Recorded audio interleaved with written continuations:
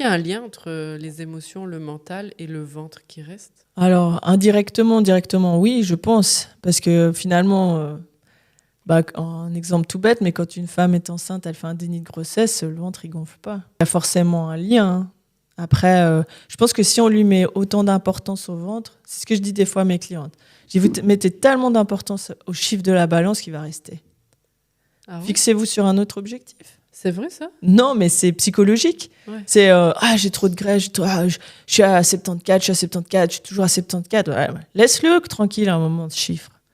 Pèse-toi plus ou c'est que moi qui fais le check. Fixe-toi sur un autre objectif. Par exemple, marcher 1 heure, réussir à courir 20 minutes ou soulever 20 kilos. Je dis des exemples, hein, mais fixe-toi sur un autre objectif. Tu verras que le chiffre, il descendra. Et ça marche. Alors, j'ai eu 100% de réussite avec ça. Mais pourquoi? Tu l'expliques comment? Trop focalisées sur le chiffre. Du coup, en fait, dès qu'elles vont manger, elles vont se dire « Ah, il y a le chiffre. Ah ouais, mais attention au chiffre. Attention à la balance. Ah, je vais me peser demain matin. J'ai mangé ci. Ah ouais, non. » En fait, ils mettent tellement d'importance. Alors, je suis pas du tout experte en trucs, en ni coaching mental ou tout ça. Mais quand on se fixe un objectif de poids ou de charge, par exemple, un effort, faut le visualiser, etc. Au final, là, c'est un peu la même chose. On visualise tellement ce chiffre qui est trop haut pour nous. Et en plus, on s'auto-flagelle. On dit, il est trop haut. En fait, il va rester. Alors, est-ce que pour le ventre, c'est pareil? Je sais pas. C'est un peu... Parce que j'ai l'impression qu'on focalise... Toutes les femmes focalisent sur le ventre, tu sais. Bon, alors, ça doit être pour la société aussi. Dû aux pressions de la société, un ventre plat, finalement. Les femmes de l'époque, elles avaient quoi? Des corsets. C'est vrai. Donc, je crois que c'est un peu ancré dans les gènes, ouais. Puis après, physiquement, je suis personne pour donner mon avis, mais c'est vrai qu'un ventre plus plat, je pense que pour une femme, c'est quand même plus agréable à porter, pour les robes, pour même un pantalon Mais encore, je connais des femmes qui sont en surpoids, qui sont très belles, donc...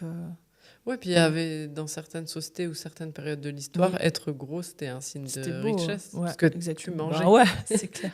Ouais, effectivement. Maintenant, c'est l'inverse. Ouais. Mais après, ça, c'est quand même, je pense, dû à la société. Après, moi, ce qui m'importe beaucoup quand j'accompagne les gens, c'est vraiment déjà qu'ils se défocalisent de ce chiffre.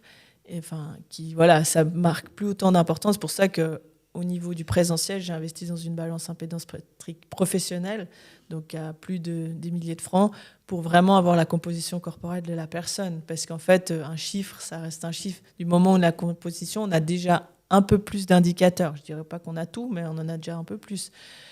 Et puis, ça permet d'avoir un pas de recul, puis de dire, on va déjà essayer de resserrer, on va déjà essayer de faire que tout redevienne fonctionnel pour une femme qui vient d'accoucher. Après, le ventre gras, on en s'occupe en deuxième temps. Ouais. La balance que tu as, ça donne la masse grasse, la masse musculaire, etc. Exactement. Ouais. La masse hydrique.